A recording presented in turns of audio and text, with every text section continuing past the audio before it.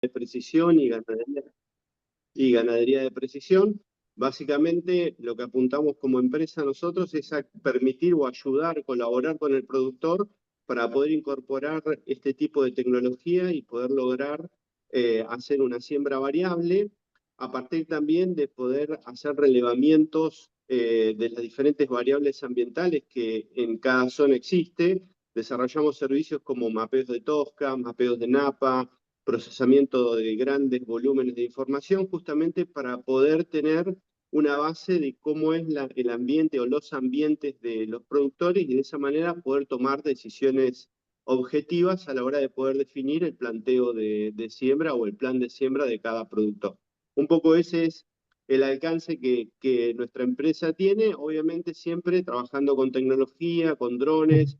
Hemos desarrollado diferentes servicios aplicando lo que es inteligencia artificial, por ejemplo, conteo de plantas o conteo de ganado con drones, el cual realmente es muy interesante porque le permite al productor poder saber qué cantidad de animales tiene sin tener que mover el ganado y de esa manera tener una buena precisión. Y también todo lo que es pulverización con drones. Así que un poco es el resumen de lo que GID se dedica. Bien, yo voy a hacer un pequeño resumen para las personas que no nos conocen, a la DAN, a las cuales a algunos les ha llegado la invitación a través de nosotros o de ustedes. Somos una entidad de seguros de granizo. Eh, bueno, para todos los productores que quieran cotizar con nosotros ya estamos empezando a partir del 1 de julio ya a armar nuestra campaña. Así que los invitamos a conocer la DAN a través de nuestra página web, nuestras redes sociales. Eh, Así que bueno, los que quieran conocernos o cotizar sus cultivos para esta campaña de fina y gruesa, bienvenidos. Diego, te presento, así ya, que es a lo que hemos venido, ingeniero Dale. agrónomo, especializado en producción de cultivos extensivos, en particular cebada, trigo y girasol, asesor del grupo CREA Tandil y San Miguel, San Manuel, integra el equipo de GID Ingeniería Digital. Bueno, y hoy tenemos temas puntuales que tienen que ver con la campaña 25-26. Así que te Correcto. dejo todo el plantel acá para que nos expliques un poquito a lo que has venido. Bueno, ¿qué tal? Buen día a todos, ¿cómo andan? Espero que muy bien. Ahí ya empiezo, si quieren, también a proyectar y Sí, demás. a compartir. Dale, díganme si se ve bien o no. ¿Se está viendo? Bien. Sí. ¿Se ¿Se ve? ve? Tenés Listo. que... Sí, ahí sí, está. perfecto. ¿Se está Perfecto, viendo? Yo ya perfecto. estoy compartiendo. Bueno, como bien decían, trabajo como asesor CREA en 3 grupos de la zona, Altandil y San Manuel. Hay que agregar el Arroyo Los Huesos, más empresas privadas. Y un poco la idea de la reunión esta es darle una continuidad a la que vimos el 26 de marzo, que el 26 de marzo fue a la tardecita. Ese día habíamos hecho un resumen de todo lo que había sido los cultivos de gruesa, que habíamos aprendido de los cultivos de gruesa en la campaña 24-25. Vimos márgenes también como para empezar a proyectar y habíamos enfocado mucho en lo que es venta de granos. Así había sido la reunión anterior.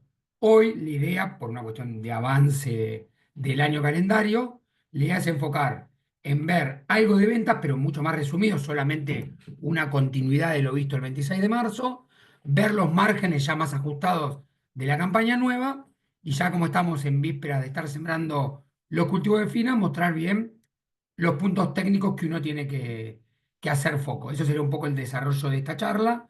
Más o menos de presentación serán 45 50 minutos y ahí figura el chat en el Zoom. El que quiere escribir en el chat del Zoom, bienvenido. Lo voy leyendo y vamos contestando. Si no, al final de la presentación hacemos 10 minutitos de intercambio. Así que para sus agendas, 9:30, a más tardar tendrá que estar relativamente libres. Bien, avancemos. Me parece que siempre es interesante partir con las condiciones de humedad del suelo que tenemos a la fecha y contar un poquito por qué es importante esta imagen, ¿no? Básicamente, si uno mira el primer mapa que le estoy mostrando con el cursor, era al 3 de febrero del 2025. Plena seca de los cultivos, pintaba que iba a ser una campaña muy mala desde el lado productivo de los cultivos de gruesa, a nivel zonal, cuando digo zonal digo todo el sudeste de la provincia de Buenos Aires, o a nivel Argentina. Por suerte, ya para la foto del 24 de febrero, empezó en realidad en la zona del núcleo a llover el 10 de febrero, se empezaron a acomodar un poco los cultivos y ya diríamos que en marzo en adelante fueron generalizadas las lluvias en toda la región pampeana, entonces no fue tan drástica la caída de rendimiento. ¿Por qué es importante esta imagen o estos comentarios, que lo vimos en la reunión anterior? Básicamente porque uno, según las lluvias en Argentina, las producciones en Argentina, va viendo, definiendo cómo son los precios de los granos y también internamente dentro de las empresas, uno va viendo con cuántos kilos se va a encontrar para después afrontar los financieros. En resumen, lo que estamos viendo es que merma productiva tuvimos a nivel de empresa y que los financieros están más ajustados que la normalidad. Eso sería un poco el primer comentario.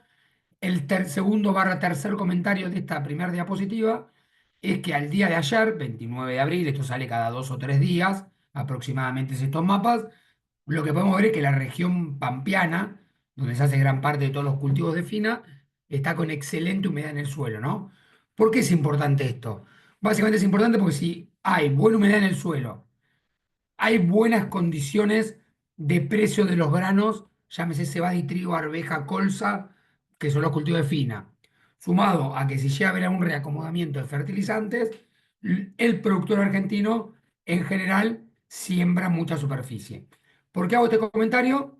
Porque hoy el agua la tenemos, nos estaría faltando algo de precio y de acomodo de los fertilizantes, pero saber que el agua es un indicador clave porque la producción de Argentina a nivel fina se destina mucho a este factor.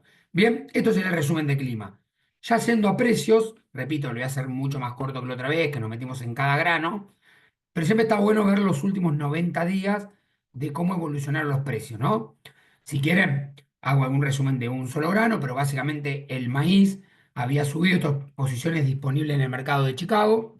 El maíz había subido por seca en Argentina, por stocks más bajos en Estados Unidos que lo que habían declarado, y porque no podía sembrar Brasil el cultivo de segunda, ¿no? Que son sus maíces de safrinha. ¿Qué pasó a partir de ahí? Se acomodaron las tres variables. Empezó a llover en Argentina, que es la gráfica anterior que veíamos. Brasil le pudo sembrar su maíz de segunda y los stocks ya fueron totalmente tenidos en cuenta de Estados Unidos en todo el mercado. Pero, ¿qué pasó? A partir de ahí empezó la guerra de Estados Unidos con el resto de los países. Acá está puesto China, pero empezó la guerra con todos los países y hizo que baje mucho el precio.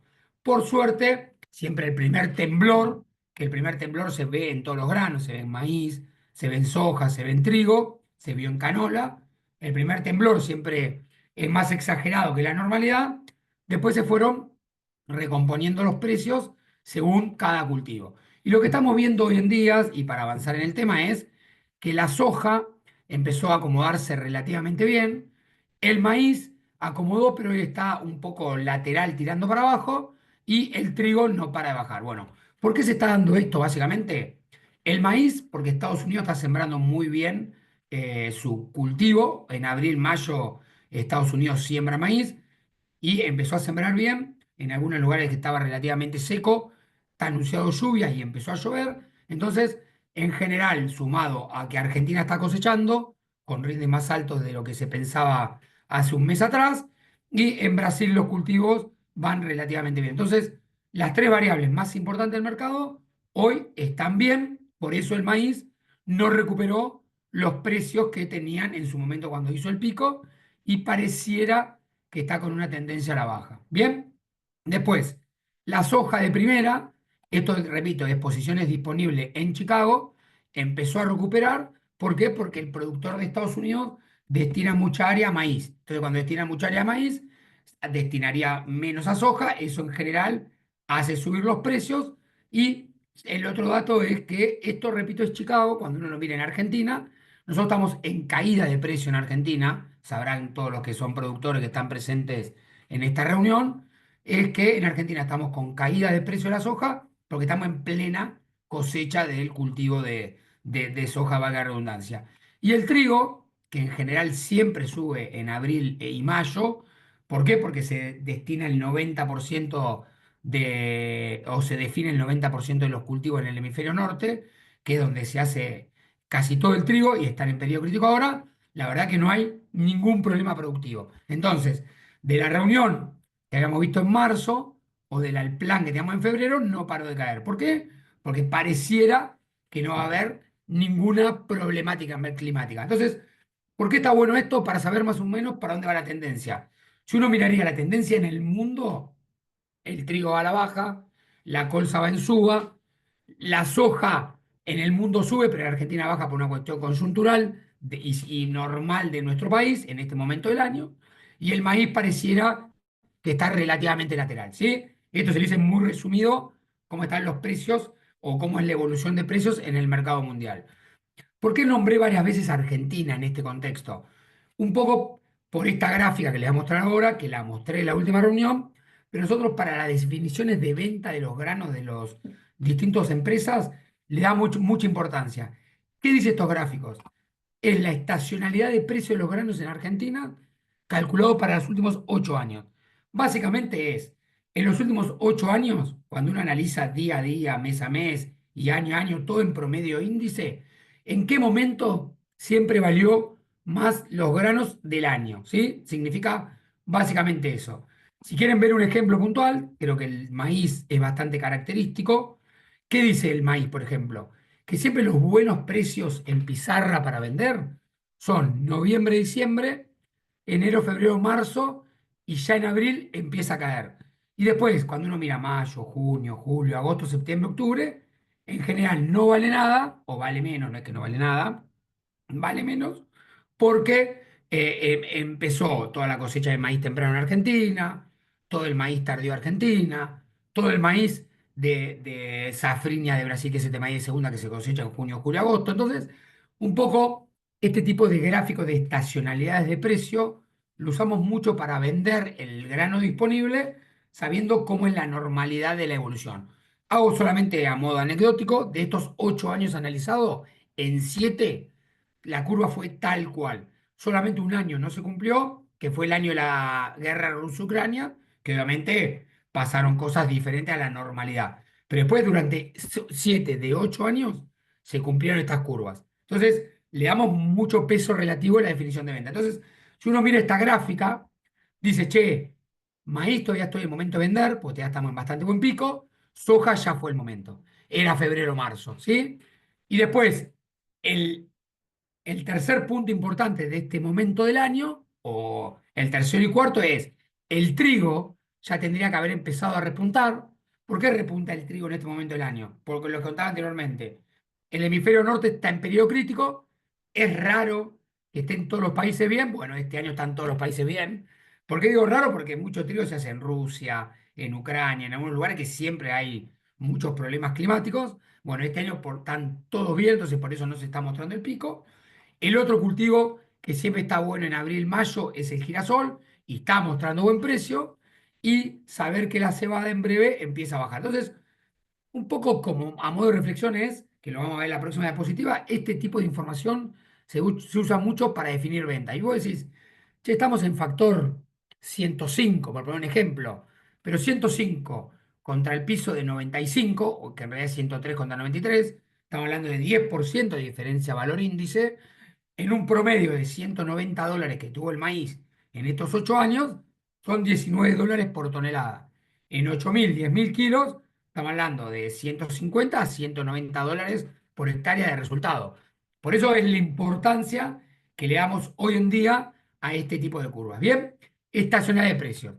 El otro indicador importante a tener en cuenta en las ventas es el 27 de enero, Milei dijo que cambiaba las retenciones, todos sabrán y se acordarán, que pasaba la soja de 33 a 26, o sea, descontaba un 7, trigo, cebada, sorgo y maíz del 12 a 9,5, descontaba un 2,5% de valor absoluto, y el girasol del 7 al 5,5, descontaba el 1,5. Bueno, ya avisó que el 30 de junio volvería o retrotraería la medida a lo que fue el 26 de enero. Básicamente, volvería a estas alícuotas de retenciones o derecho de exportación. ¿Por qué hago este comentario? Porque si uno tiene necesidades financieras de vender en mayo y junio y sabe, por ejemplo, que la soja a partir del 1 de julio va a volver a tener 7% más de derecho de exportación, por más que el precio sea bajo, hay que vender, ¿sí? Y el tercer comentario que hago es, todo lo que viene diciendo Milei lo viene cumpliendo. Entonces, esas dudas que dicen, nah, pero lo dijo para que vendan, el 1 de julio capaz que no hace nada, lo más probable es que lo haga, porque hasta el día de hoy, casi todo lo que dice lo está tratando de cumplir o hacer, ¿sí? Este factor que es lo que es importante, meterlo entre medio de las cuentas. Y el último factor de ventas, que lo usamos bastante también para definir, y también lo vimos en la última reunión, pero ahora está actualizado, es esto.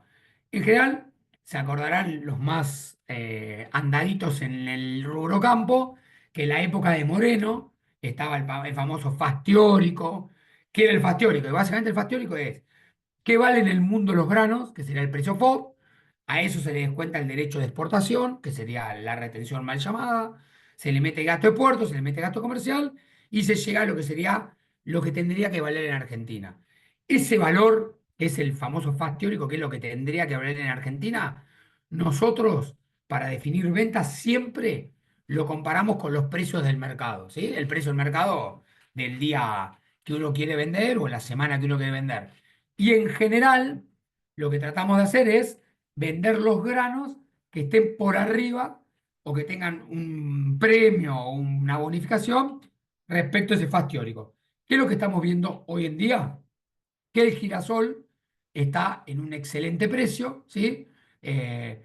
O está con un 14% de sobreprecio, sobre todo el girasol alto leico. Las cebadas, tanto cervecera como forrajera, están en valor de paridad o un poquito arriba. El maíz disponible está bien de precio y el girasol común está también bien de precio. Entonces, uno tendría que sugerir ventas y ordenar un poco las ventas de grano disponible que cada uno tiene en el campo.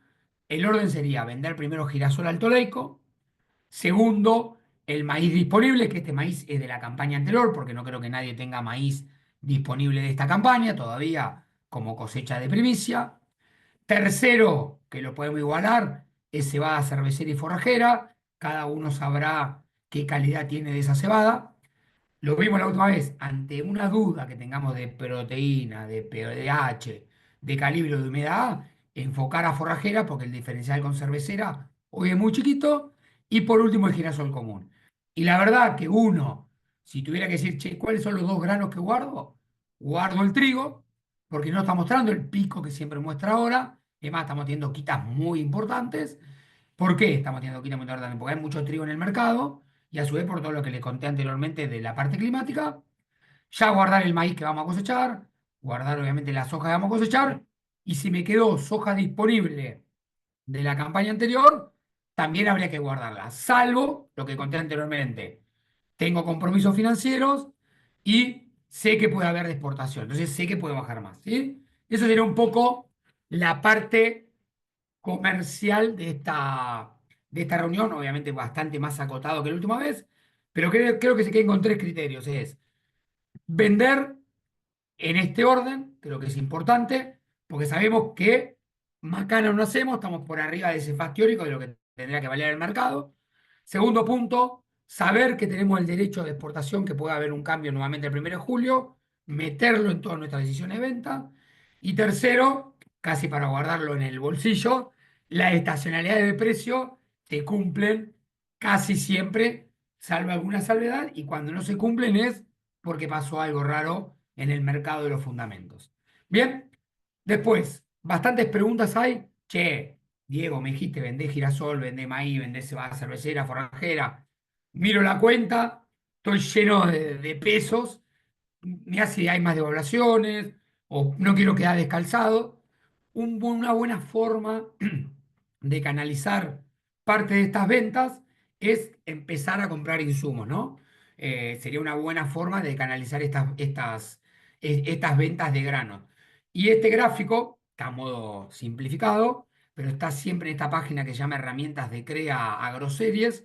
Un poco lo que te muestra siempre es, uno puede mirar 8, 10, 20 años, pero en general miramos 8 años, y te dice las relaciones de precio. Acá lo que está graficado es cantidad necesaria de maíz para comprar una tonelada de urea, y después te grafica al costado cómo es esa relación respecto a un año, a 2, a 5, a 10. En resumen, lo que estamos viendo es que, por ejemplo, hoy, vender maíz para comprar una tonelada de urea, necesito un 16% menos de grano. Quiere decir que está barata la urea respecto al maíz. Entonces, un poco lo que usamos nosotros es estas relaciones para decir, por ejemplo, vendo maíz y ¿dónde destino esos fondos? Destino a comprar algo. ¿Qué es lo que está hoy con mejores relaciones, para hacerse las cortitas? Es el maíz está casi con, cuando una promedia, compré urea, compré monamónico, compré glifosato, compré 2,4-D, compré glufosinato amonio, por poner unos ejemplos, y esto también lo todo en porcentaje. Hoy comprar maíz, tengo casi un 21% más de poder de compra, o sea, necesito un 21% menos de producto. Con el girasol necesito 16 menos, con la cebada 18, y ya con trigo y soja, si bien estoy con algunas buenas relaciones, no estoy tan bien. Ejemplo con cuáles no estoy tan bien, con el monamónico. El monamónico, de los insumos que estoy contando, es el que todavía está caro, ¿no? Hoy, mirado contra la historia de los 5 o 10 años, comprar, por ejemplo, el glifosato estamos un 30% abajo, urea un 10% abajo, estamos bien para comprar urea, pero el monamónico sigue estando caro. 5% es caro, pero no tan caro como el año pasado. A este momento del año, este mismo gráfico decía el 30%, el 30% de sobreprecio. O sea, está caro, pero no tan caro con la normalidad que veníamos en otros años. ¿Sí? Entonces, esta es una linda forma de ver los destinos de los fondos que uno genera con los granos. Ya para meternos en la parte de o sea, será la primera parte, ¿no? Ventas y qué hacer con la compra de insumos. Ya nos meteríamos en la parte de márgenes de la campaña 25-26, que sería la que está comenzando ahora. Ya habrán empezado a barbechar lotes, a alquilar campos, a empezar a pensar qué voy a sembrar en cada uno de mis lotes. Lo hago para la zona Marisierra Serrana, pero después le tiro algún comentario de lo que será la zona Tres Arroyos o la zona costera, que son matices, pero la tendencia es exactamente la misma en todas las regiones. Vamos al sudoeste, un par de campos en Pringles, Coronel Suárez y Dorrego, o sea, es exactamente lo mismo. Y un poco cómo está armado esto.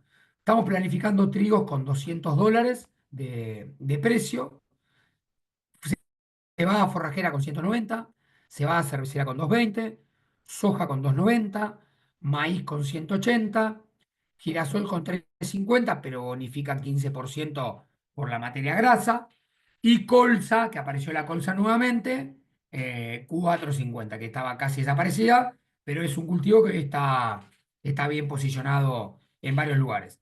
Entonces, estos son un poco los precios. ¿De dónde salen estos precios? En general salen de los precios cosecha, por ejemplo, hagan un ejemplo puntual con trigo y extrapolen el resto de los granos. Trigo promedia la posición ROFEC diciembre, la de enero y la de marzo. Ese promedio pasado a lo que normalmente tenemos de quita de precio en un puerto como Bahía Blanca o Quequel, que siempre tenemos un poquito de quita. Lo mismo con la soja, está promediado mayo 26 y julio 26, con la quita correspondiente que tenemos normalmente en los puertos en esta zona. Y después estos precios brutos, cuando le metemos bonificación o castigo, flete, comisión, secada paritaria, llegamos a nuestros precios netos y el respectivo gasto comercial. ¿Cómo está analizado? Está analizado pagando alquiler de mercado. ¿Qué alquiler de mercado estamos pagando? 13 quintales de soja a un ambiente de medio potencial, y ahora les cuento qué es el medio potencial para la zona serrana, y 14 quintales para un ambiente de alto potencial para la zona serrana. ¿Qué es lo que estamos esperando y empezando a ver en el mercado? Que cuando uno compara con los alquileres en quintales de soja de la campaña 24-25, en líneas generales estamos entre un 5 y un 10% menos de quintales. En el promedio de este ejemplo estamos en un -7, como para hacérselo como número redondo, ¿sí? Ese sería un poco el abanico de precios. Cuando le hablo de ambiente de media potencialidad, en general son suelos que tienen en tosca, en alguna superficie del suelo, y al tener tosca tienen alguna limitación productiva, puede ser de 80 centímetros a 0. Obviamente que ese media loma no tiene presencia de napa en su suelo. Al ser alto, tiene menos probabilidad de heladas, entonces entra el cultivo de fina y su correspondiente soja segunda. Y en general son suelos o lotes que tienen más pendiente, y al tener más pendiente tienen más escurrimiento, por ende son algo más seco en el verano. Entonces, en resumen, en los ambientes de medio potencial entran con más porcentaje todos los cultivos de fina, y en el ambiente de alto potencial en general solamente en nuestra zona rotan cultivos de gruesa, ¿sí? Para hacérselo rápido y no hacerle perder tiempo en este punto. Y ya nos vamos a los márgenes de medio potencial. ¿Qué es lo que dicen estos gráficos? Lo azul es el alquiler más la administración. ¿Qué es el alquiler? Son los 13 quintales de soja a los $290 soja, más los $50 de administración. Lo rojo es el costo directo de los cultivos. Cuando son dobles cultivos, se suma el primer y segundo cultivo. Cuando es el cultivo solo de gruesa, obviamente es un solo gasto que tiene. Y lo verde es el resultado antes de impuesto a las ganancias y algún otro impuesto más de débito y crédito, ¿no? Casi que a esto verde, si uno lo quiere llevar hasta el resultado final, si le sacaría un 20 y pico, 30%, no estaría mal el resultado. Después, ¿por qué dirige costo directo? Porque uno en general cuando alquila o produce, hay algo de movimiento del capital que entra y sale. Ejemplo, coseché cebada, vendí, y con esa plata que entró, pago el cultivo de segunda, pago la administración, pago cuota de alquiler, y ahí es donde empezamos a darle mucha importancia al último renglón, que es la rentabilidad más financiera y no tanto económica. Pero si quieren nos enfocamos en la parte económica, ¿qué es lo que estamos viendo hoy en día? Que los dos cultivos que tienen cebada, ya sea cebada cervecera y cebada forrajera, siempre con el cultivo de segunda, hoy en día están en un promedio, podemos decir, de 150, $160 de resultado, ¿sí? Planificando los 5.500, 5.600 kilos rinde, más 190 y $220 de precio. Ese sería el primer punto. Estamos viendo mal al trigo, que esto lo estamos viendo en todas las regiones. ¿Por qué está mal el trigo? Por lo que le contaba anteriormente. Desde la reunión de febrero que hicimos con alguna empresa, en marzo con ustedes mismos también, a hoy no paró de caer el trigo. Entonces, hoy en día estamos viendo que el trigo le está costando cerrar en varias regiones. Y acá una aclaración que siempre sale en las reuniones. Esto está hecho vendiendo en diciembre, enero y febrero. Si uno confía en lo que vimos hoy de estacionalidades y ese trigo lo va a guardar para vender en mayo, junio, julio, saber que puede tener unos 20, $30 más de precio y por ende lo empieza a poner a pasar a positivo a ese resultado. ¿Bien? Entonces, pero lo que estamos viendo es que la cebada le gana por lejos al cultivo de trigo y dentro de los cultivos de gruesa, aclaro, esto es gruesa en medio potencial, el girasol está empatando margen, la soja perdiendo, ¿sí? Y el maíz tardío está ganando algo de plata. Entonces, un poco lo que vemos es que dos o tres reflexiones. Primero, que los números están recontra finitos. Cuando uno mira esta foto, lo único que ve que está ganando plata es la cebada, ya sea cervecera y forrajera, y la colza, que estamos al límite ya de sembrar las primaverales, ¿no? Nos quedan 20 días para sembrar las primaverales. Después, girasol empata, soja pierde y el maíz, este tardío, recién levanta un poquito cabeza. Entonces, en resumen, un poco lo que estamos viendo es, o sugiriendo que es una campaña para hacer bastante cebada en los planteos, a pesar de que rezongamos bastante con las calidades el año pasado de proteína, humedades, calibres, pHs y demás hierbas. Estamos sugiriendo hacer algo de girasol, porque el girasol todavía tiene posibilidades de crecer de precio. ¿Por qué digo posibilidades de crecer de precio? Pues estamos planificando con un 20% de sobreprecio, cuando la historia entre el precio base del girasol y el precio base de la soja es un 30-32, o sea, tenemos chances de que suba algo el precio y estamos tratando en cada uno de los campos ver de reemplazar lo que iba a ir a soja de primera por colza. ¿Por qué? Porque estamos viendo un diferencial muy grande. Acá tenemos $178 positivos contra 105 negativos. Este diferencial, la verdad que es tan grande que en muchas empresas nos estamos animando a hacer colza. ¿Cuál es el único dato que les daría la colza? Es dos cosas. Estamos al límite para sembrar las primaverales, o sea, tenemos 20 días para sembrar las primaverales. El segundo punto, sí o sí tiene que ser primaverales para no meterse en las cosechas mezcladas con la cebada, porque si no es un problema mucho de logística, mezclar cosecha de cebada y cosecha de colza, y sabemos que rinden menos. Pero ese rinde menos que tiene la colza primaveral, en general te lo compensa lo que rinde su cultivo de segunda. ¿Bien? Entonces, ese era un poco los márgenes de una campaña en un ambiente de medio potencial, con las reflexiones que le hago. cebada, girasol, colza, serían los indicados. Trigo, si vendo en mayo, junio, julio, o lo puedo esperar. Y soja es el patito feo de la boda, ¿sí? Después está sensibilizado, no quiero de perder mucho tiempo en esto, pero lo pueden ver después, esta presentación queda, creo que el video queda. Pero en líneas generales estamos viendo diferencias tan grandes en los márgenes. Acá está sensibilizado los márgenes. Más 10, más 20 de precios. Y lo mismo con los rendimientos en esta columna, ¿no? Un poco lo que vemos es la foto media de la cebada es $198. Si me da 20% más de precio el trigo o 20% más de rinde, todavía quedó lejos del margen medio. Entonces creo que está bueno verlo sensibilizado para saber uno hasta dónde se puede jugar. Y un poco lo mismo el girasol con la soja, ¿no? Acá tengo -4 y -105. Yo para poder llegar a empatar, también tengo que tener un más 20 de precio prácticamente. Entonces, saber que estas definiciones, es decir, hago cebada sobre trigo o hago girasol sobre maíz, tienen un sustento de que cuando uno sensibiliza todavía queda bastante lejos el resultado productivo. Bien, y después, yendo al ambiente de alta productividad de esta zona, un poco el comentario que vemos es que el maíz sigue firme. Si yo tengo un lote que es espectacular, el maíz sigue recontra firme, le gana el girasol y el que pierde es la soja. Un poco este abanico de maíz, girasol, soja como cultivos de gruesa en un ambiente de alta productividad. Estamos hablando de 9.000 de maíz, 2.800 de girasol, 3.200 de soja.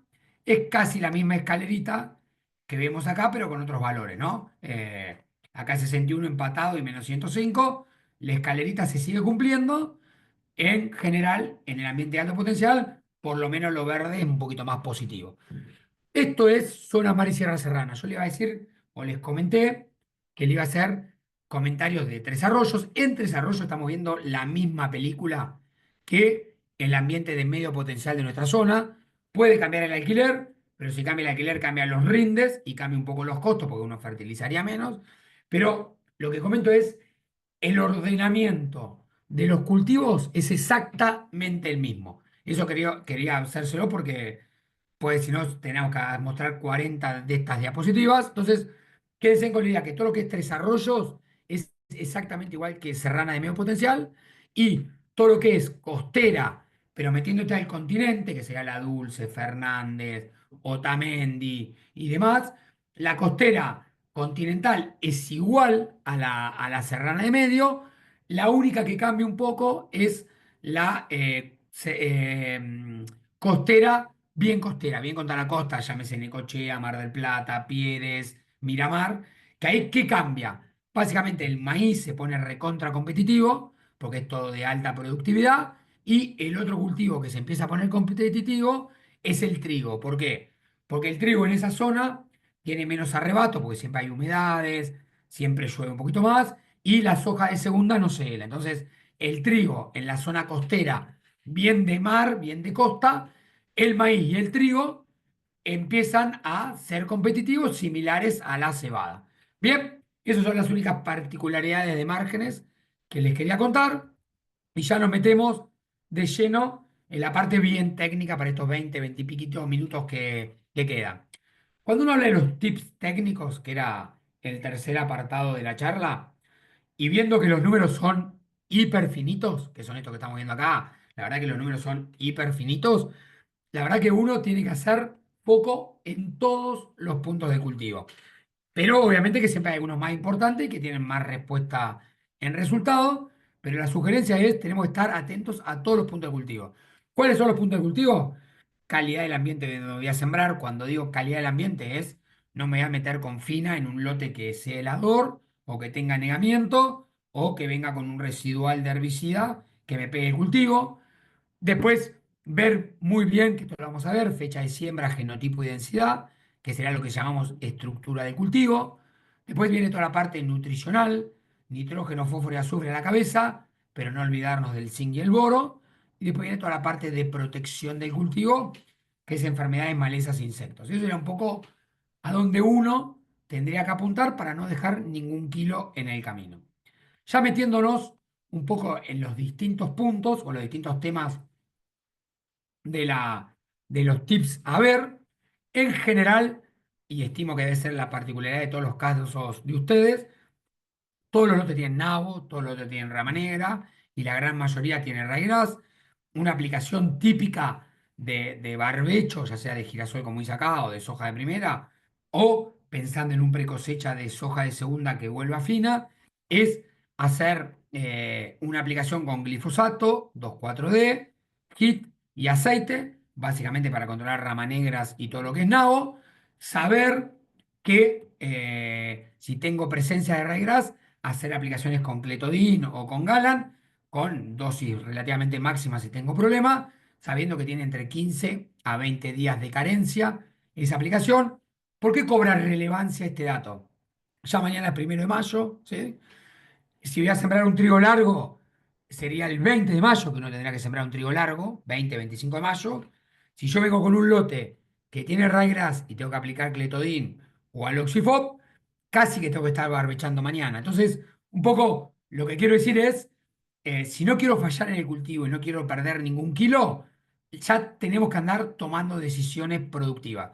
Decisiones productivas es ya tener los lotes a punto de barbechar. Si los tengo barbechados, mucho mejor. El otro punto es muestreos de suelo, que ahora no me voy a poner a hablar de muestreos de suelos, pero es clave cuando los números están finitos hacer muestreos de suelos, porque no quiero regalar ningún kilo ni ningún dólar de fertilizante para ser lo más eficiente posible.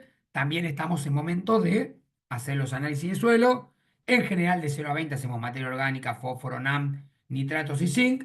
Y 20-40 y 40-60 hacemos nitratos. Pero sería el otro sugerencia hacer, che, hagamos análisis de suelo y en base a los análisis de suelo, nosotros fertilizamos según las recetas que vamos a ver ahora. Bien, esos serían los primeros dos comentarios.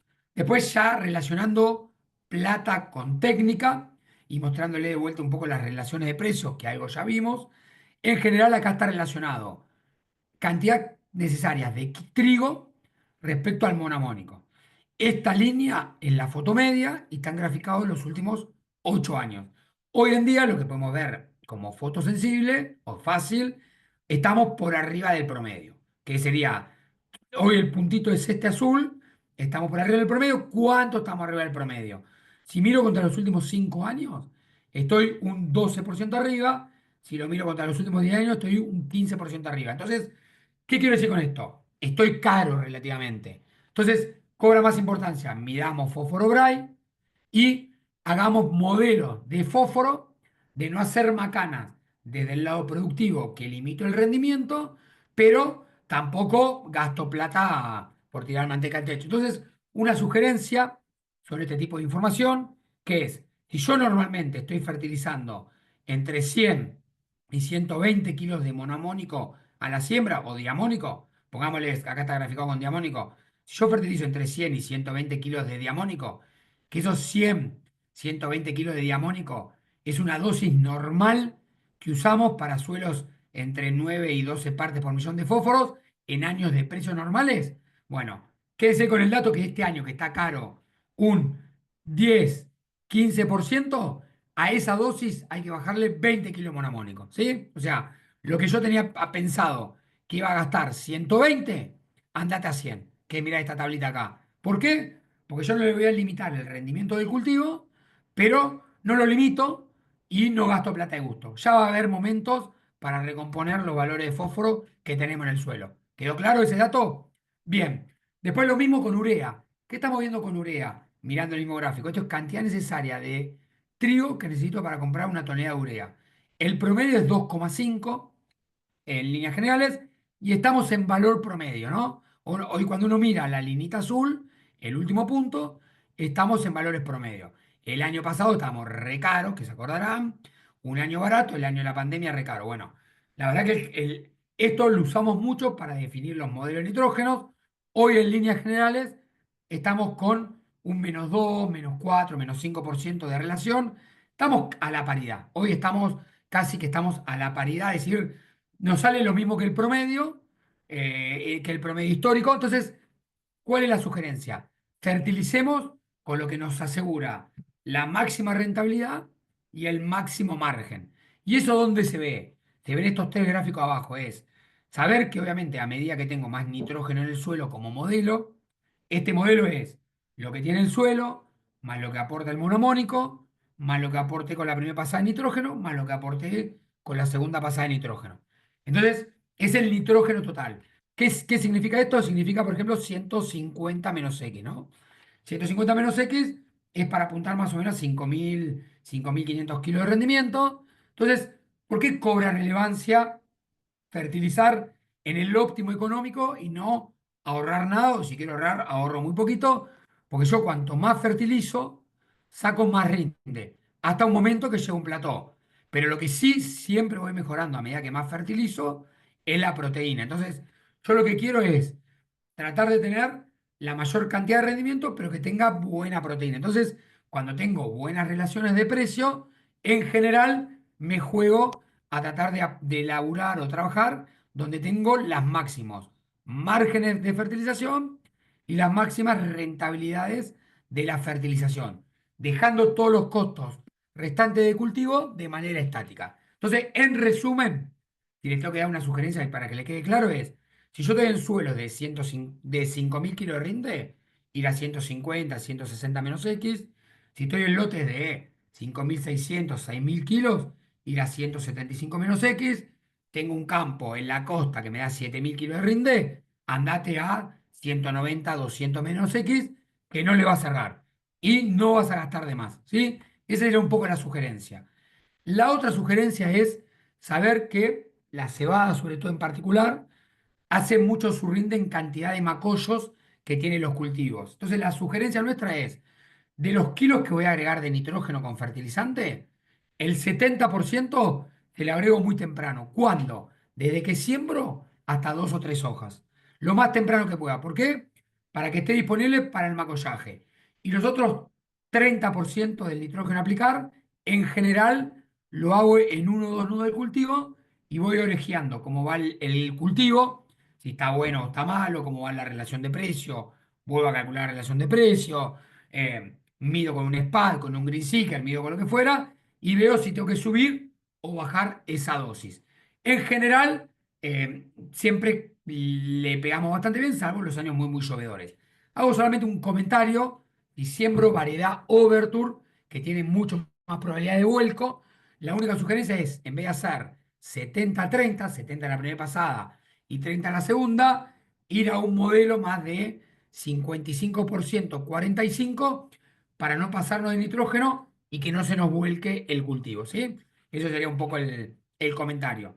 Zinc, cada vez estamos viendo más problemas en la zona, casi que tendría que ir los planteos hoy con zinc, y zinc estamos apuntando a tener 1 kilo de zinc en los modelos, puede ser que venga con el monomónico, que venga con el Solmix, o en llegado el caso que no tengo monomónico y no tengo Solmix con zinc, por lo menos pensar en un cura semilla o pensar en un foliar, pero prácticamente hoy, cuando uno analiza el suelo, casi siempre nos da por abajo del umbral el zinc medido como DTPA y estamos con muy buenas respuestas productivas.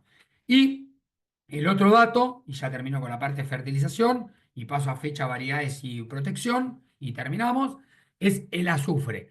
Hoy en día, casi todos los lotes de producción que tenemos, en general vienen de cultivos que tienen buenos rendimientos en los últimos años. Este año venimos con un otoño lluvioso. El año, por la humedad que tenemos en el suelo, pinta de buen potencial. En general, estamos viendo que viene bajando de a poquito la materia orgánica y el NAN del suelo, el azufre disponible cada vez es más bajo, casi que hoy no llegamos nunca a 10 o 12 ppm de sulfato disponible en el suelo. Entonces, casi que te diría que hoy el 100% de los planteos productivos tendrían que ir entre 8 a 12 kilos de azufre elemento en los modelos. ¿Cómo puedo aplicar este azufre? De vuelta, o con el monomónico, o con un urea sufrada de la primera pasada, o con un Solmix, o, che, ya tengo comprado la urea común, o tengo aplicado o compré el One común, uno podría, bueno, o cambiarlo, o aplicar sulfato de amonio, sulfato de calcio en otra aplicación aparte, o mezclarlo en el campo, pero la idea es que 8 a 12 kilos de azufre, sí o sí, tenemos que empezar a aplicar en nuestros modelos productivos. Tema fertilización, cerrado, fósforo, nitrógeno, azufre y zinc. Vamos a este indicador que me parece importante. y lo paso rápido, pero es cada vez que, la sugerencia es esta y es sencilla, tenemos que tratar de sembrar lo más temprano que nos permita el ambiente, ¿no? Entonces, por eso refuerzo un poco lo que comentaba de los barbechos. Si yo siembro una misma cebada el 1 de junio que el 5 de julio, yo esos 35 días de diferencia en la fecha de siembra, casi que en cosecha son 10 a 12 días de atraso. Atrasarse 10 días en la fecha de cosecha es casi perder 300 kilos de rendimiento del segundo cultivo. ¿Por qué? Pues eso tenemos recontramedio que cuanto más tarde uno siembra el segundo cultivo, tenemos caídas entre el 30 a 45 kilos por día de atraso en la fecha de siembra. Entonces, un poco la sugerencia es, tratemos de sembrar lo más temprano que permita la variedad y que nos permite el ambiente. Para eso ya tenemos que estar organizados a qué va cada lote y a qué lo tenemos que barbechar por el tema de las carencias. ¿Sí? Y para hacerlo más práctico, si uno dice, a medida que siembro más tarde, tenemos merma en el rinde del trigo. Y a medida que siembro más tarde, también tenemos merma en el rinde de la soja de segunda. Para que les quede un dato así clarito es, por cada día en total que me atraso de un doble cultivo, casi que pierdo $10 por día por las mermas combinadas del primer y segundo cultivo. Empiezo un comentario y acá le tiro un centro a Adam. Che, pero me hace sembrar antes. Si yo siembro antes, corro más riesgo de helada. Hoy en día preferimos asegurar con helada más granizo los cultivos que atrasar o penalizar el rendimiento en general. ¿Por qué? Porque en general heladas no hay todos los años. Si sos normalmente asegurás granizo, es agregarle un adicional, que la adicional helada que cada vez cuesta un poquito más, pero la verdad que hoy en día en general los planteos productivos con la variabilidad climática que tenemos, sí o sí tienen que ir con un seguro en fina de helada y granizo, en gruesa puede ser solamente granizo, pero los planteos, los márgenes que vimos, el granizo y la helada estaba puesto en los cultivos de fina. Entonces, lo que quiero decir es, estaba puesto los costos y tratemos de sacarle el máximo beneficio productivo. ¿Cuál es el máximo beneficio productivo? Sembremos temprano para evitar los arrebatos, para cosechar antes y para tener mejores cultivos de segunda. La helada, llámese que tenga igual franquicia el 20, por lo menos tenemos algún método de controlarlos o de minimizar las pérdidas que se puedan generar por la misma. Bien, después. El otro factor que les quiero comentar es, estamos viendo, que lo vimos en la última presentación, es que los trigos largos siempre rinden más que los intermedios, y los trigos intermedios rinden más que los cortos, ¿sí? Y que las cebadas, en líneas generales, cuando uno mira muchos ambientes, está por arriba de todos los trigos. Entonces, un poco la sugerencia es, si uno mira y sabe qué es esto, es hacer cebada, está bueno desde el lado productivo, porque rinde en general según el ambiente que estoy trabajando, rinde siempre más que los trigos y a su vez lo que vimos anteriormente, que tiene mejor margen. Y la sugerencia fuerte es tratemos de sembrar el mayor porcentaje de trigos largos y a lo sumo trigo intermedio. Si después el año viene perro climáticamente y tenemos que caer a los cortos, caeremos a los cortos, pero apuntemos a tener el mayor porcentaje de trigos largos que tienen más potencial y más estabilidad del rendimiento. Yéndonos yo a meternos en variedades de cebada, sigue muy firme en la Overture, que habrán hecho casi todos los que están presentes. Montoya sigue bien. Ya casi de que todos los planteos descartamos la Andreia. Andreia, estoy mostrando los resultados de la campaña 24-25, pero si les muestro las últimas 5, Andreia siempre nos dejó a pata. Entonces, casi que nuestro foco es Overture y Montoya. No obstante eso, les quiero tirar como, no es tan novedad, pues ya venimos hace 2 o 3 años, pero la variedad de ACA Sinfonía la viene rompiendo. Lo interesante que tiene es que tiene buen rendimiento, en general tiene buena sanidad, ¿sí? Que está expresado tanto para mancha en red como escaldadura en los gráficos de abajo. Y el punto más importante es que casi es de 7 a 8 días más corta. Y a su vez tiene tallo relativamente duro, con menos vuelco. Entonces, creo que está buena la variedad Sinfonía porque me diversifica periodo crítico, porque se hace antes, me diversifica cosecha y a su vez tiene menos riesgo de vuelco. Entonces, una sugerencia normal para un planteo, para no enroscar tanto los planteos, hacer 30 de sinfonía y complementar con 70 de Overture o 70 de Montoya, puede ser un planteo relativamente cómodo, o con Overture me destino a exportación, con Montoya me destino a maltería, que tenemos Quilmes relativamente cerca, igualmente metería un 20% de sinfonía en los planteos porque es una variedad que gusta del lado productivo. Entonces, en resumen, sería dos alternativas. Si siempre ando bien con exportación y maltería, hacer 40 exportación, 40 maltería y 20 sinfonía para complementar el plan. Si en general es indistinto o hago mucha exportación, pensar en 30 sinfonía y 70 overture puede ser un buen planteo productivo en cuanto a variedades de cebada. Esto se va, no hay mucho más. Hay alguna pregunta de la Fender, de Bohemia, pero en líneas generales es muy incipiente todo lo que están ofreciendo. No me iría más de las tres que estamos hablando. Y casi que diría que Andrea la descartaría de nuestros planes productivos. Trigos, para agilizar, ¿dónde sale información de trigo? Sale de todos los ensayos de la zona Mar y Sierra Serrana, de CREA, de APRESID, del INTA, que tenemos una red enorme. INTA tiene una excelente información de perfil sanitario de toda la variedad de trigo. Esto es Marco Juárez, pero hay en Balcarce, hay en Miramar. La verdad que trigo hay una excelente información, pero quiero que se queden con este resumen, que es Diego Aguilera y equipo, Gasqueide y los demás. ¿Qué recomendamos? Recomendamos dentro de los largos el AK Fresno, el Nidero 802, el Don Mario Araucaria o el Nidero 820, y si quiero algo de calidad, 502. ¿Cuándo siembro? Lo que les contaba hoy, ahora, tempranito, 20, 22 de mayo al 10 de junio, apuntando a 280, 300 plantas por metro cuadrado. Para poder hacer esto, ya tengo que tener lotes casi barbechados y disponibles y ir pensando todo lo hablado anteriormente de análisis de suelo, fertilidad y demás. Como intermedios, Catalpa, Nidera 620, AK 600 cuanto, Pehuen, y sigue firme el Basilio, buscando algo más de calidad y cortos, que vuelvo a refrescar o repetir, que sea la menor cantidad posible de cortos, porque repito, rinden menos y en general son inestables. Está el Shingo, el Nidera 525 que anda muy bien y el AK 921 que acá no tendría que estar solamente la de calidad de abajo, ¿sí?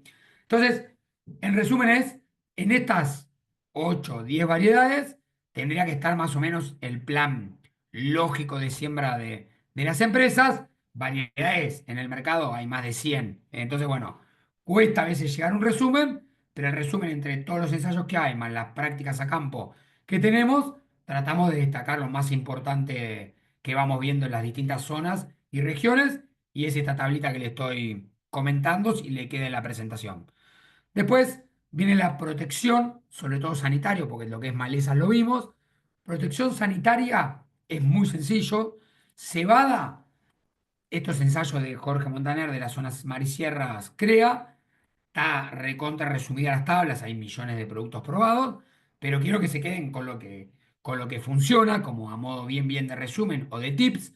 En cebada, cuando uno mira cuáles son los dos mejores curasemillas, es el Cistiva más Premis o el Vibran Integral, ¿sí? ¿Con qué respuestas? Casi 900.000 kilos, que es el 37 al 33% de respuesta. Casi que estos dos son los dos caballitos de batalla para curar la semilla de cebada. Y si se compra original y viene curada con otra cosa, pedir que venga curada con esta.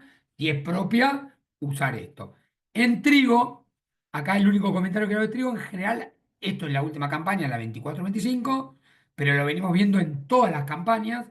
El trigo siempre tiene mejores respuestas cuando agregamos un insecticida al curasemilla. Entonces, ahí la sugerencia es que sí o sí en trigo ir con un curasemilla que es el Vibran Integral, que no deja de ser lo mismo que el Vibran Gold o el Cistiva más Premis, como cura semilla fungicida, pero el integral tiene un insecticida agregado. ¿Por qué cobra relevancia el insecticida de los trigos? Porque te ataja de los pulgones en la primera etapa del cultivo.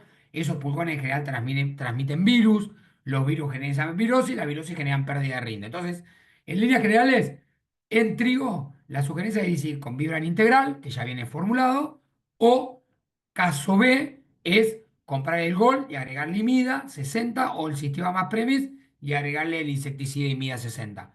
Entonces, ¿por qué decía que estaba relativamente sencillo? Porque casi que con Sistema más Premis y Vibran Integral protegemos con curasemillas todo lo que es cebada y trigo, y esto que está demostrado en los ensayos de la campaña 24-25 se repite en las últimas 3/4 campañas. O sea, tiene mucho fundamento el dato de respuesta. ¿Sí? Bien. Y por último, en lo que sería fungicida, pero ya protección más adelante, y a modo solamente de ejemplo les muestro cebada, pero pasa exactamente lo mismo en trigo. Hay dos fungicidas por excelencia que siempre vienen andando muy bien, que son el Krypton y el Miravis. Entonces, de vuelta, vuelvo un poco a lo que hablamos hoy.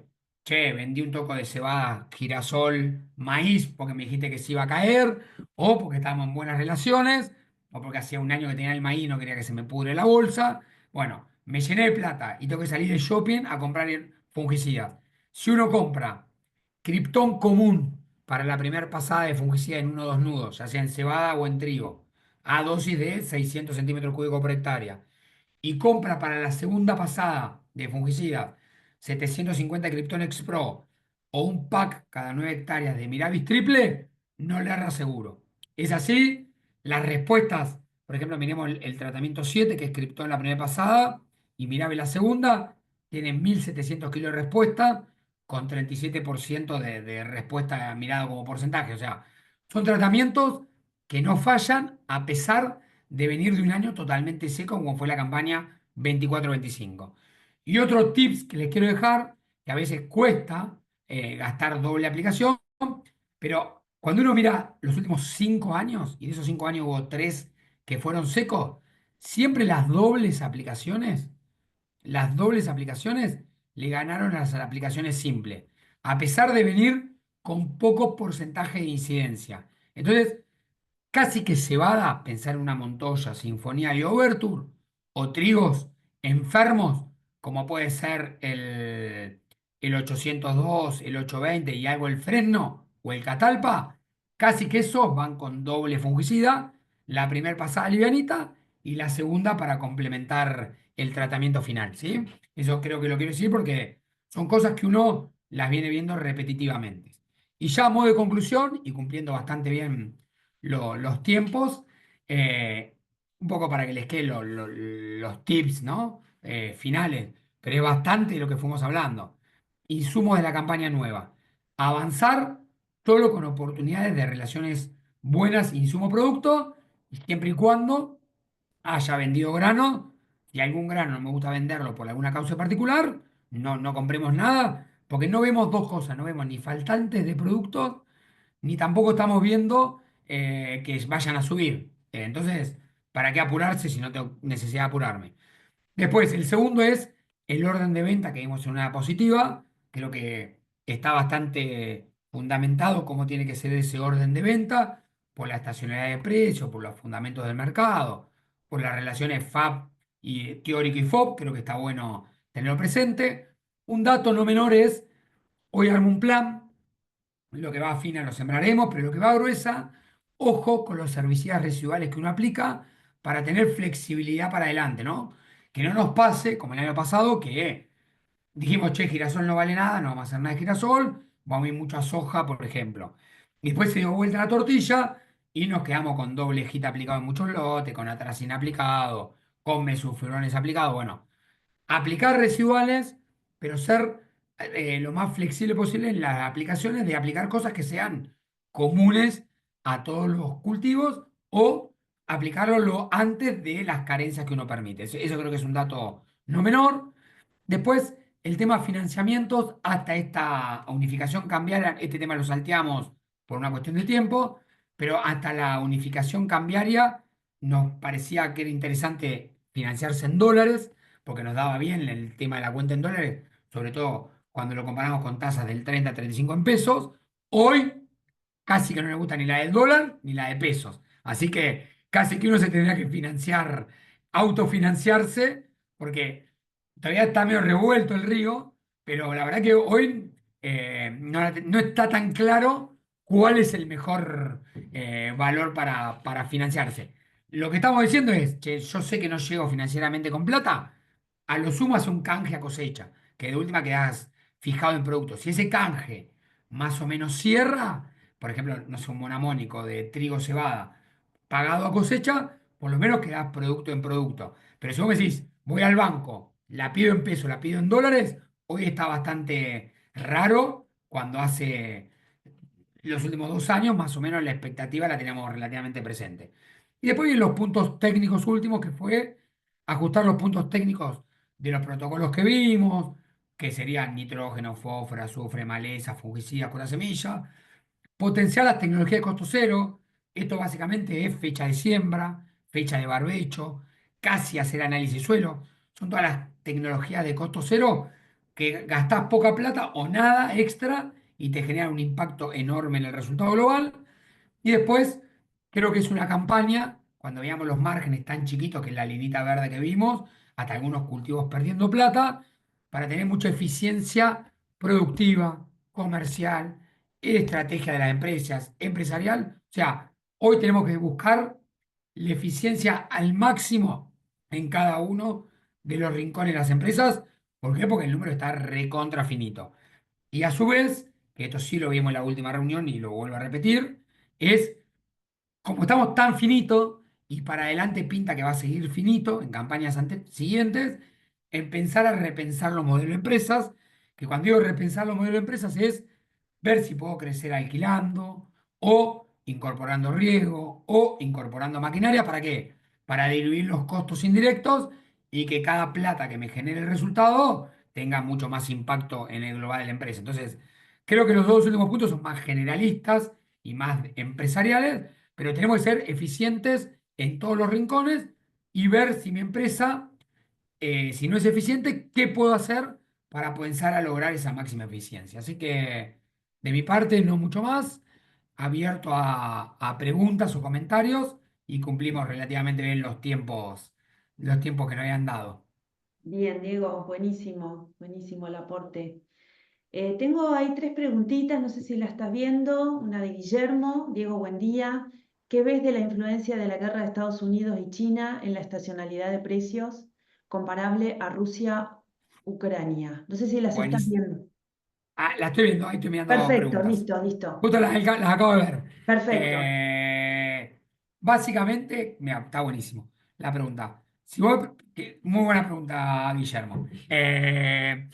¿Cómo estoy viendo esto? En general, que lo hemos visto justo en la última reunión, en lo que es mercado de maíz, tiene poca influencia. ¿Por qué tiene poca influencia? Porque más o menos China se consume 100 millones de toneladas de maíz, pero el 90 lo hace propio. O sea, el 90% de esas toneladas de maíz las hace propias y solamente sale a comprar un 10. Y comprar ese 10 es muy sencillo, la puede comprar en cualquier país relativamente cercano, no está tan obligado al salir al mercado. En cambio, en soja pasa todo lo contrario. En soja consume 120 millones de toneladas al año, como soja o como harina de soja. En general la compra como grano de soja, porque ese grano de soja tiene muchas plantas en China que lo muelen ellos directamente. Entonces lo compra como grano. Por eso sale más beneficiado Brasil que Argentina, porque Argentina hace un montonazo de harina y exporta poco como grano. Entonces, ¿por qué digo que va a influir mucho más en soja? Porque de los 120 millones es totalmente inverso. Solamente se produce el 10-15% o autoproduce, el otro 85-90% lo tiene que salir a comprar afuera.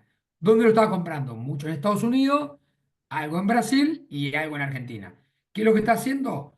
Lo que estaba comprando en Estados Unidos se está empezando a volcar mucho en Brasil. Es más, Brasil tuvo una cantidad de embarques enorme durante su plena cosecha de marzo-abril por esta problemática. Entonces, contestando un poco la pregunta es, lo veo que puede complicar en maíz nada, sí en soja y sí algo por derrame que no está graficado ahí, en sorgo y cebada forrajera.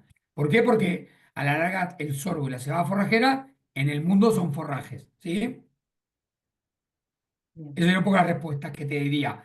¿Y cómo impactaría? Teniendo un poquito menos caída en los momentos de plena cosecha. Entonces, lo que digo es, seguramente el pico de noviembre, diciembre, enero, febrero y marzo va a estar, pero me imagino que en plena cosecha, que sería abril, mayo, junio, julio en Argentina, va a caer un poco menos porque va a salir algún embarque directamente como grano, con destino a China. Después, hay otra pregunta que dice si es un año para utilizar la agricultura de precisión. Sí, un poco lo ponía en las conclusiones finales. Año recontra finito en margen. Todo peso o todo dólar que uno pueda generar extra por la agricultura de precisión, bienvenido sea. Y la agricultura de precisión te la mejora por dos lugares. Primero, mejorándote el resultado por rendimiento, porque lo hago rápido, si quieres lo vemos en la próxima reunión que toca más esa parte, pero básicamente es, te mejora el rendimiento, sobre todo en el ambiente A por fertilizar más y en el ambiente C que sea el más flojo por sacar planta, o sea, mejor el lado rinde. Y después cuando uno se mete en agricultura de precisión, hoy en día las máquinas modernas ya empiezan a tener cortes, no superponen. Entonces, todo eso a su vez me genera menos costo por hectárea. Entonces, a la larga tengo más rinde y menos costo, termino teniendo más margen global. Y cada dólar es impresionante el impacto. Solo a modo de enganche, nosotros tenemos como 8 años de experiencia en los bajos que les comentaba hoy, que rotan maíz, girasol, maíz, girasol. El impacto de la agricultura de precisión en el maíz de estos 8 años fue de $70. Y el impacto del girasol fue de $35 o $40. O sea, estoy teniendo en promedio de 8 años, si uno rota maíz, girasol, $55 resultado. Si yo le meto esos $55 resultado extra a esos márgenes que vimos neto, que eran las linitas verdes, casi que le duplico la rentabilidad a cualquiera de esos márgenes que estoy viendo. Así que la pregunta puntual es si, ninguna duda, es el año para avanzar recontra fuerte con la agricultura de precisión. Después, la otra pregunta es, ¿este año qué es mejor negocio? ¿Hacer un cultivo de segunda o hacer un verdeo para ganar kilogramos de carne? Creo que en la presentación no puse el del verdeo, me parece. Bueno, a verlo, creo que justo esa le escondí a propósito, no le escondí a propósito, pero sí, no estaba justo. Excelente pregunta. Falta primero digo la honestidad. Cuando uno dice precio de soja, tengo, porque yo agarro precio de soja, agarro cuánto vale abril 26, mayo 26 o julio 26, ese dato lo tengo. Después, che, ¿a cuánto voy a vender el ternero de 280, 300 kilos recriado? El 30 de septiembre del 2026, uno vaya a saber, ¿no? Cuánto va a estar el ternero recriado o ese animal recriado en septiembre del 26, pero si te tengo que decir un dato, yo creo que van a seguir estos buenos valores. ¿Por qué? Porque en general los años que la inflación o los años, cuando uno mira la historia argentina, cuando uno mira que los años que hay poca o relativamente poca inflación y no hay devaluaciones grandes, la carne relativamente siempre valió. Ese sería un dato no menor. Entonces, si uno dice que pareciera que Argentina va a inflaciones un poquito cada vez más bajo y que no hay ningún parámetro para evaluar, uno tendría que seguir con el 2,5, $2,7 por kilo de la carne. Si eso es cierto, el trigo, en vez de ir a soja de segunda, en muchos planteos lo estamos armando con verdeo de avena. El único comentario que les hago es, para uno tener verdeos de avena o recrías eficientes, uno tiene que estar armado. ¿Armado qué llamo? Tiene que tener alambres de, no sé, no te alambres perimetrales para no se vaya a la calle, que estimo que trato más o menos acomodado, pero alambres de 2 hilos buenos entre los lotes, tener las medidas funcionales, tener el personal del campo que sepa llevar esa recría adelante para no hacer macana del lado productivo. Pero si uno mete, y contestando bien la pregunta, 5 meses de recría, siembro un verdeo el 15 de febrero, lo empiezo a comer el 1 de abril, o sea, como abril, mayo, junio, julio y agosto, gano 500 gramos por día y metí 2,2 animales por hectárea, le duplico el margen a la soja de segunda. Casi que es 2 a 2 veces y media a 1 el margen de ese verdeo respecto a una soja de segunda. Bien. Y la última pregunta que veo yo, por lo menos, Con la es otra de Arturo, sí. que pregunta, ¿y en la FINA qué mejoras se esperan del margen bruto por la agricultura de precisión? En general, en FINA, las ganancias que estamos viendo son la mitad de la gruesa. O sea, si yo te decía que el promedio de girasol y maíz son $55 esta historia de 8 años, en FINA estamos viendo más respuestas de 25 o $30. Lo que vemos en fin es que no todas las máquinas tienen corte, no todas las máquinas tienen variable de semilla y monamónico, pero si tengo variable de semilla y monamónico, tengo corte no por surco, pero por lo menos por varias secciones, que ahí ya ahorro costos, ahí te diría que tengo que estar en el orden de 25 o 30 dólares de ganancia en margen. Y en FINA, que lo vamos a ver en las próximas reuniones, en FINA también tiene mucho impacto hacer variable el nitrógeno que eso es una continuidad de lo que vimos ahora en la reunión. Hice un modelo de 170 menos X. Y ver ese modelo 170 menos X, me viene seco. Entonces, capaz que lo que puedo hacer es, al ambiente A le sigo con 170, al B le bajo a 150 y al C lo dejo con 130. O sea, uno puede ahorrar también del lado costo en el modelo. O todo lo contrario, tenía planeado un modelo de variable y me tocó recontra llover el año y los cultivos vienen re buenos, le subo todo. Bueno, eso lo vamos a ver después en alguna otra reunión, pero la respuesta es sí. Y te diría que la mitad de los cultivos de Ruiza pasado a dólares por hectárea de margen del resultado. Bien. Bueno, Diego, me parece que ya no tenemos más preguntas. Buenísimo, queda grabada la charla, así que en nuestra página web la vamos a compartir y nos volvemos a encontrar el mes que viene. Dale, ¿Eh? bárbaro. Así que ya vamos a anunciar la próxima charla en breve por las vías que corresponden. Bueno, muchas gracias Mariano, Yael y Diego, infinitas gracias. Bueno, Y a gracias. todos Hasta los que luego. participaron y bueno, listo. Gracias. Bueno, voy cerrando. Gracias a todos por participar. Adiós. Adiós.